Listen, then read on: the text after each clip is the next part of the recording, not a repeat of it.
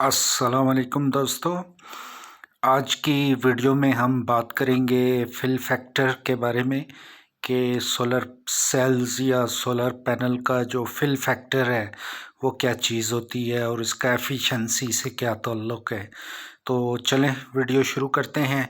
Fill factor basically solar panel की quality को measure करता है कि कितनी क्वालिटी का सोलर पैनल है, अच्छी क्वालिटी का है, क्लास ए है या बी है, फेक सोलर पैनल है। ये सब चीज़ें उससे पता चल जाती हैं फिल फैक्टर से। तो ये आईवी कर्व जो होता है, करंट और वोल्टेज कर्व, जो कि सोलर सेल का या सोलर पैनल का होता है, उसके अंदर जो स्क्वायरनेस होती है, रेक्टेंगल होती है, उसका भी ये मेजर होता है। उसके अलावा ये पावर कन्वर्जन एफिशिएंसी को डिटरमिन करता है किसी भी सोलर सेल की। फ़र्ज़ करें, मान लें कि हमारे पास एक सोलर पैनल है 330 वाट का, जिसकी पी मैक्सिमम 330 वाट है और उसकी मैक्सिमम पावर वोल्टेज जो है वो 37.4 है और मैक्सिमम पावर करंट उसका 8.83 एम्पेयर है और उसकी ओपन सर्किट वोल्टेज जो है 45.8 वोल्ट है और उसकी मैक्सिमम उसका शॉर्ट सर्किट करंट जो है वो 9.28 एम्पेयर है। तो अब मैं आपको बताता हूँ कि ये चीज़ें क्या होती हैं ग्राफ की मदद से, इससे पहले कि हम फिल फैक्टर को डिस्कस करें। ये ग्राफ आप देख सकते हैं। इस ग्राफ को आईवी कर्व कहते हैं। जो वाई एक्सिस है इस पे सेल का जो करंट होता है और जो एक्स एक्सिस है इस पे सेल की वोल्टेज होती है। तो अगर हम सेल की वोल्टेज और सेल के करंट का एक कर्व ड्रा करें तो ये रेड वाली लाइन जो है ये आपको नज़र आएगी और एक कर्व की फॉर्म में, और इसी के साथ ग्रीन वाली लाइन, अगर पावर इसकी सेल की हम इसका ग्राफ ड्रा करें तो इसकी एक ग्रीन कलर की जो है वो कर्व आपको नज़र आएगा जो कि इसका पावर कर्व है। अब इसमें कुछ चीज़ें ऐसी होती हैं जो समझने की ज़रूरत है। जब सोलर पैनल को हम दोनों वायर्स से उसकी वोल्टेज चेक करते हैं तो उसको वीओसी कहते हैं, ओपन सर्किट वोल्टेज, क्योंकि उसके ऊपर लोड नहीं होता। जब वही पॉइंट्स हम शॉर्ट कर देते हैं तो उसको शॉर्ट सर्किट करंट कहते हैं। सोलर पैनल जब लोड के ऊपर होता है तो उस वक़्त उसकी जब मैक्सिमम पावर उसको मिल रही होती है उस वक़्त उसका जो करंट होता है उसको हम कहते हैं current at maximum power IMP, और उस वक़्त उसकी जो वोल्टेज होती है उसको हम कहते हैं वोल्टेज एट मैक्सिमम पावर। और voltage at maximum power multiplied by current at maximum power, तो वो हमारा मैक्सिमम पावर पॉइंट आ जाता है जिसके ऊपर हमारी पावर जो है वो मैक्सिमम होती है। हमारा जो सोलर इन्वर्टर होता है एमपीपीटी, उसकी भी यही कोशिश होती है कि इसी पॉइंट के ऊपर जो है सोलर पैनल को ऑपरेट करे ताकि मैक्सिमम पावर जो है सोलर पैनल से जो लाइट से इलेक्ट्रिकल एनर्जी में कन्वर्ट हो और थ्रू एमपीपीटी कन्वर्टर जो है वो नीचे लोड की तरफ जाए। अब मैं आपको स्क्वायरनेस की बात बता देता हूँ कि स्क्वायरनेस क्या होती है। अब ये आईवी कर्व आप देख रहे हैं जिसके ऊपर आप देख सकते हैं एक साइड पे शॉर्ट सर्किट करंट है और एक तरफ ओपन सर्किट वोल्टेज है।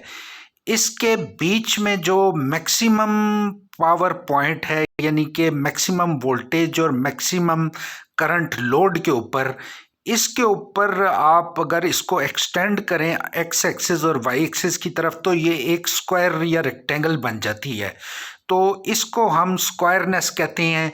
ये स्क्वायरनेस जितनी ज़्यादा होगी फिल फैक्टर उतना ज़्यादा होगा, और ये स्क्वायरनेस जितनी कम होगी फिल फैक्टर उतना कम होगा, लिहाजा पैनल की एफिशिएंसी भी कम होगी और हमें पावर आउटपुट भी जो है वो कम मिलेगी।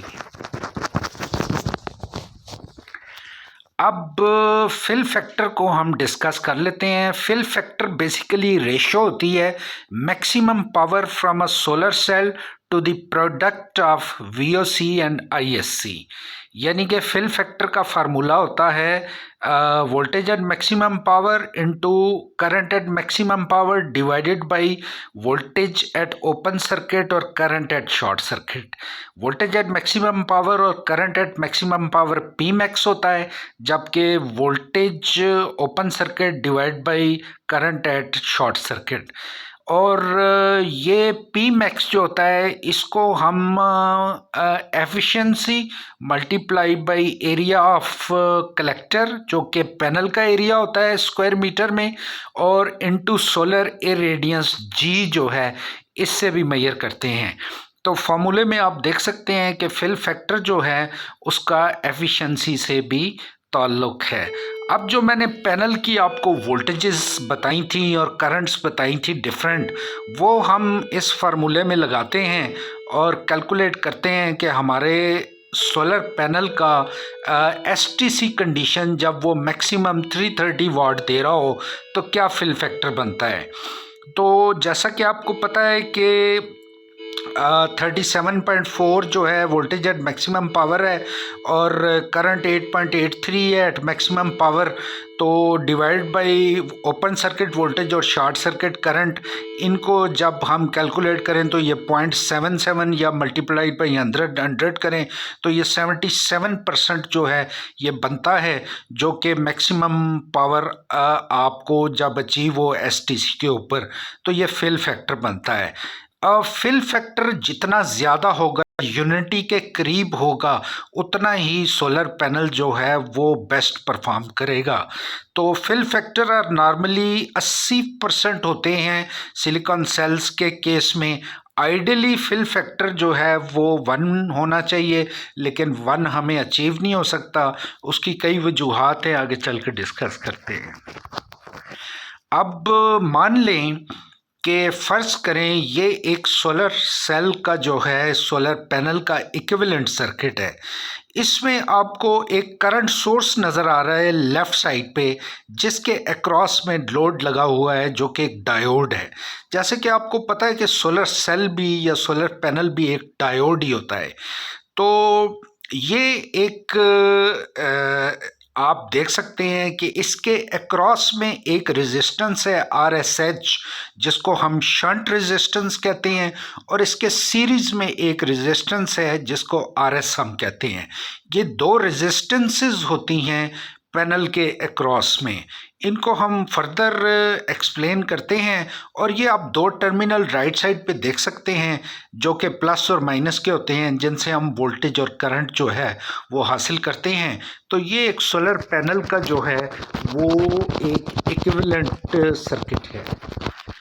अब जो फिल फैक्टर होता है वो चंद चीज़ों के ऊपर डिपेंड करता है। Series resistance of panel, shunt resistance of panel, cell chemistry के ऊपर डिपेंड करता है और अदर फैक्टर्स के ऊपर डिपेंड करता है। सीरीज रेजिस्टेंस बुनियादी तौर पे जो पैनल में होती है RS, इसकी कई वजूहात होती हैं। एक तो movement of current through the emitter and base of the solar cell, यानी कि इसके अंदर जो सिलिकॉन मटेरियल लगा होता है उसके एमिटर और बेस में जो करंट की मूवमेंट होती है उसकी वजह से सीरीज रेजिस्टेंस जनरेट होती है। उसके अलावा contact resistance between metal contact and silicon cell, silicon cell और जो मेटल कॉन्टैक्ट्स के दरमियान जो रेजिस्टेंस होती है उस वजह से भी जो है वो सीरीज रेजिस्टेंस जो है वो क्रिएट होती है। और resistance of the top and rear metal contacts, जो ऊपर और नीचे मेटल कॉन्टैक्ट्स होते हैं जिनसे हम करंट और वोल्टेज लेते हैं, उसकी वजह से भी सीरीज रेजिस्टेंस जो है वो क्रिएट होती है। सीरीज रेजिस्टेंस जो होती है वो फिल फैक्टर को रिड्यूस करती है और उससे जो वोल्टेज है सेल की वो ड्रॉप होती है, और वोल्टेज ड्रॉप होने की वजह से पावर भी ड्रॉप होती है सेल की। तो ये ऐसे पॉइंट्स हैं जिनको आपको मद्देनज़र रखना है। आगे चलते हैं। अब हम शंट रेजिस्टेंस की बात करते हैं RSH। जो शंट रेजिस्टेंस होती है वो जो सिग्निफिकेंट पावर जो होती है वो लॉस होती है due to present of shunt resistance. और शंट रेजिस्टेंस की वजह क्या होती है? शंट रेजिस्टेंस जो है कुछ मैन्युफैक्चरिंग डिफेक्ट्स होते हैं rather than poor cell design, और वोल्टेजेस जो लीकेजेस करंट्स होती हैं जो शंट रेजिस्टेंस के बीच में से पास होती हैं, तो इसकी वजह से जो है वो पावर लॉसेस होते हैं। तो शंट रेजिस्टेंस जो है वो एक अल्टरनेटिव करंट पाथ प्रोवाइड करती हैं। सेल की जो करंट हम कलेक्ट करते हैं उसके दो टर्मिनल से, उसके अलावा इसके थ्रू भी एक करंट पास होती है, जिसकी वजह से ओवरऑल जो सेल की जो करंट होती है वो रिड्यूस हो जाती है, और जिसकी वजह से उसकी पावर लॉस होती है। तो ये शंट रेजिस्टेंस हो गई। उसके बाद हम डिस्कस करते हैं नेक्स्ट, हमारा जो फैक्टर है वो रिकम्बिनेशन है।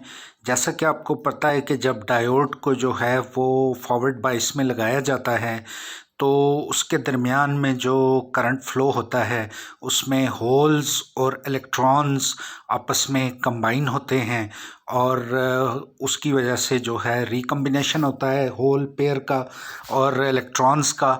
तो बेसिकली जब ये कंबाइन होते हैं तो ये इलेक्ट्रॉन की पावर जो है वो एलिमिनेट हो जाती है, लेकिन उसके अगेंस्ट में एक और फिनोमेना होता है जनरेशन ऑफ फ्री इलेक्ट्रॉन, जो कि थर्मल एनर्जी से प्रोड्यूस होते हैं। तो उससे जो है वो करंट जो है वो इंक्रीज़ होता है डायोड का। सोलर सेल भी जो है वो एक डायोड होता है बेसिकली, और उसमें फ्री इलेक्ट्रॉन्स जो हैं वो जनरेट होते हैं। फ्री इलेक्ट्रॉन जनरेट होने की वजह से करंट जो है उसकी क्वांटिटी जो है वो बढ़ती है, जिसकी वजह से हमें जो है वो मैक्सिमम पावर आउटपुट मिलती है। तो रिकम्बिनेशन बुनियादी तौर पे जो है हमारा टारगेट यही होता है कि हमने इसको डिक्रीज़ करना है ताकि हमारा जो फिल फैक्टर है इसको हम इम्प्रूव कर सकें। एक चीज़ होती है आइडियलिटी फैक्टर।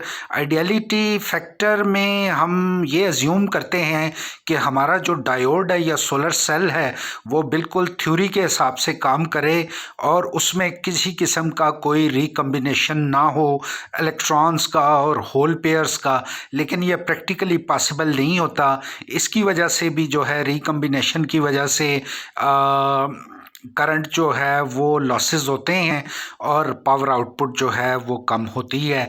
ये बुनियादी तौर पे जो है सेल केमिस्ट्री से रिलेटेड है। ये आप देख सकते हैं एक तरफ रिकम्बिनेशन ऑफ इलेक्ट्रॉन हो रहा है और जिसमें इलेक्ट्रॉन होल्स के साथ जो हैं वो मिल रहे हैं, और इससे एनर्जी जो है वो नीचे की तरफ जा रही है। लेकिन उसके अगेंस्ट में जनरेशन ऑफ इलेक्ट्रॉन्स हो रहा है जिसमें आपको फ्री इलेक्ट्रॉन्स मिल रहे हैं और करंट जो है उसकी क्वांटिटी बढ़ रही है। तो ये आप राइट साइड पे जो है वो जनरेशन ऑफ इलेक्ट्रॉन्स देख सकते हैं। अब फिल फैक्टर जो है बुनियादी तौर पे हम इसको डिस्कस कर चुके हैं कि ये मेयरनेस of squareness of IV curve होता है, और स्क्वायरनेस को इंक्रीज करने के लिए हमें क्या कुछ करना चाहिए? हमें रिवर्स सैचुरेशन करंट जो है वो रिड्यूस करनी चाहिए ताकि रिकम्बिनेशन ऑफ चार्ज कैरियर जो है वो ना हो सोलर सेल के अंदर और जनरेशन ऑफ इलेक्ट्रॉन्स हों। और रिवर्स सैचुरेशन करंट जो है वो उसकी सेल केमिस्ट्री को इम्प्रूव करके जो है वो हम इससे हासिल कर सकते हैं। हम पैसिवाइजेशन कर सकते हैं सोलर पैनल्स की। जैसे कि आपको पता है कि सोलर पैनल्स अब मोनोपर्क पॉलीपर्क में अवेलेबल हैं जिनमें पैसिवाइजेशन की लेयर है। इस पैसिवाइजेशन की लेयर से रीजनरेशन जो है वो रिकम्बिनेशन जो है वो बहुत कम होती है, जिसकी वजह से जनरेशन ऑफ इलेक्ट्रॉन्स जो है वो ज़्यादा होते हैं, ज़्यादा करंट फ्लो करती है, ज़्यादा पावर आउटपुट जो है वो मिलती है, जिसकी वजह से हमें जो है वो सेम साइज़ पैनल में जो है वो ज़्यादा पावर आउटपुट जो है वो हम अचीव कर सकते हैं। हमारा ओवरऑल टारगेट है रिवर्स सेचुराइजेशन करंट, सेचुरेशन करंट को रिड्यूस करना, ताकि रिकम्बिनेशन जो है सेल में कम से कम हो सके। इसके लिए प्रोडक्शन प्रोसेसेस को जो है सिलिकॉन के प्रोडक्शन प्रोसेस को इम्प्रूव करना पड़ता है, और उसके अलावा जो उसमें डोपिंग की जाती है उसको भी बड़ा केयरफुली इंजेक्ट किया जाता है, ताकि जो है सेल केमिस्ट्री जो है वो सही तरीके से बिहेव कर सके।